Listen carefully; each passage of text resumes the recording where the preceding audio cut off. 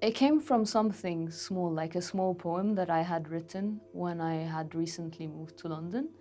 And I was just looking through a kaleidoscope and I projected a woman inside it and started twisting it and turning it, and then I just thought of this poem and I wrote it down. And that was that. And then throughout film school, I was thinking maybe I could pitch it for one of the terms, and I was like, terrible. It would be so difficult to make as a student. And I let it go. I never really thought that I would get to the point of making this film. And then Iris Prize happened, and I'm like,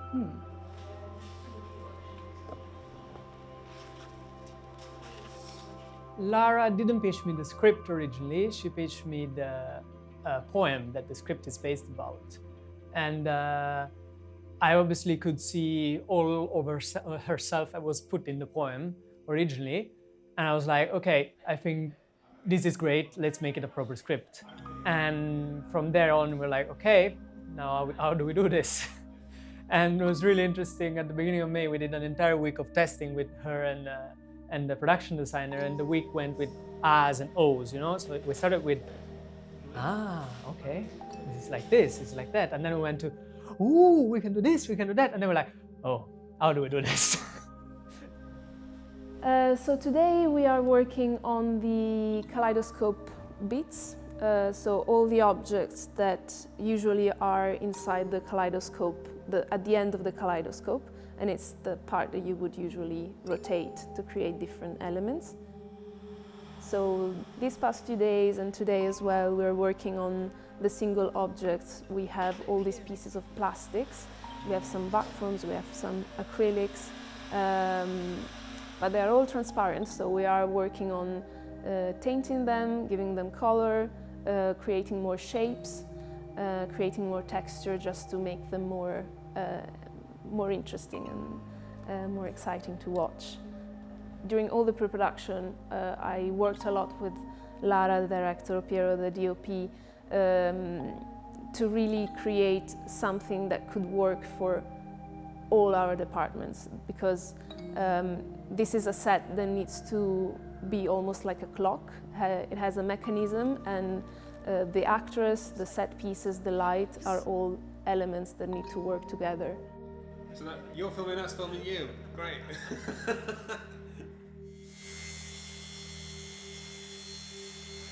For the university, it's a really good opportunity to get young people into filmmaking and seeing it on a quite small scale with the same impact as any other production.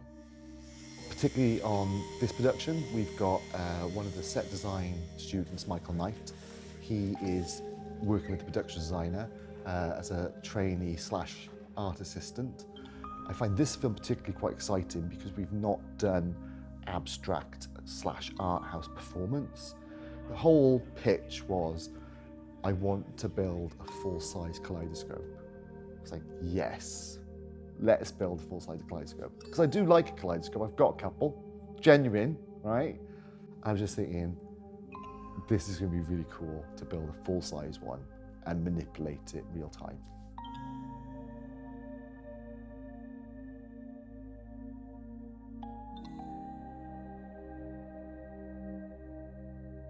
So usually during the production of a film, as a production designer, you're not very involved because you've already planned what everything is going to look like, and you're only there to make sure that everything is put as you planned. In this case, much more of the creativity is during the production because we are actually almost directing the set. There's so much movement with the actress as well. So yes, I'm going to be on set every day, and we're going to have a team of people that are going to be involved in the rotation.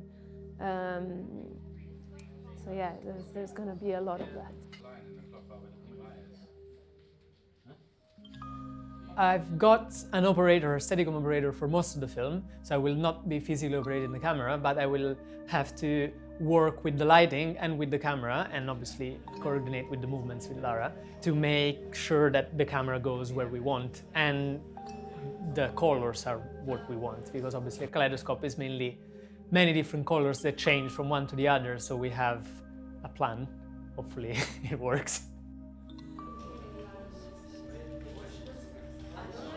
A really hard film to plan, and when we were going through the shot list and doing all these things, we were like, this is what we think might happen, but we don't know what actually is gonna happen. So we had to be ready for being completely wrong and just having these mirrors that are gonna do something, but maybe not what we thought.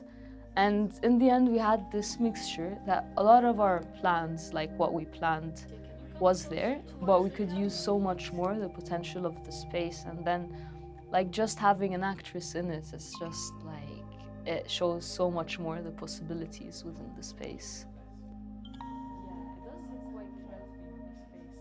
Brilliant. I was actually having a little time off because I just finished shooting and I was off on holiday, and my agent sent the script through and said that you should probably have a look at this. It's not what you normally do, that you've done before, but it's quite intriguing. And I did.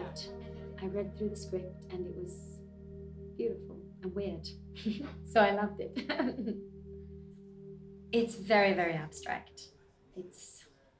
It's all about inner thoughts and emotions, and how sometimes we touch something within ourselves that maybe we shouldn't have touched, you know, and it's all these things going on. Every time I read the script, I find a different emotion, a different motive, a different action. It's very different.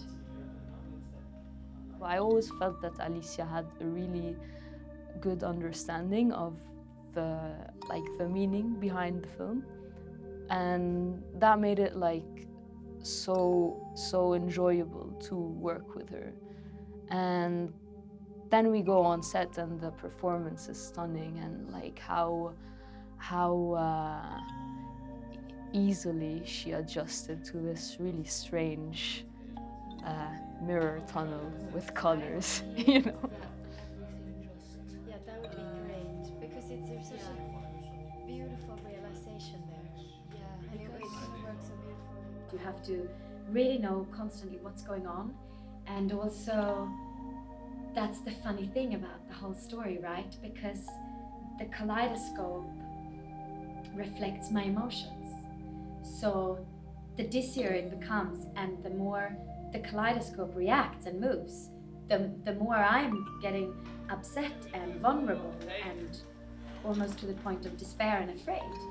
So it's amazing that it acts out in the same way that I do, you know? It's a beautiful combination. The one thing that, because we have this big detail of the eye, so like one feature that we had in the casting was like someone with very detailed eyes. It doesn't matter if it's blue, green, hazel, you know, or just an eye that you can get lost in, let's say.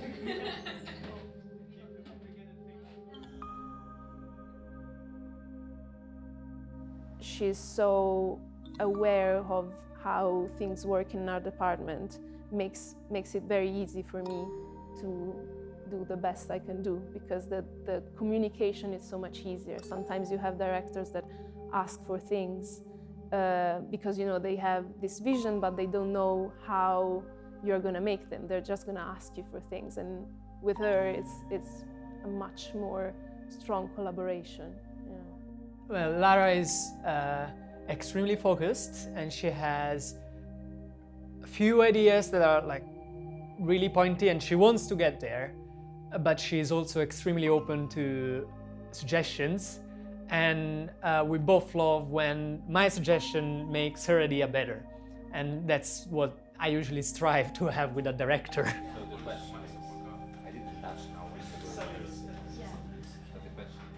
So if we want to put it on an abstract level, that is the justification we came up with, what we want to tell with the script is about self-discovery and how you have to break yourself to become someone else, or break yourself to understand who you actually are. But then you can read it in any way that the film would make you feel.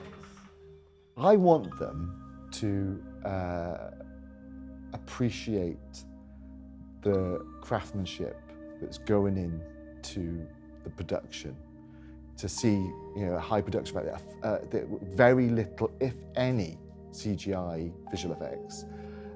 It's all done practically. So I really like that to be considered when people watch, to think they've built this, they've done this from scratch, and it's a full-size 8 meters long kaleidoscope.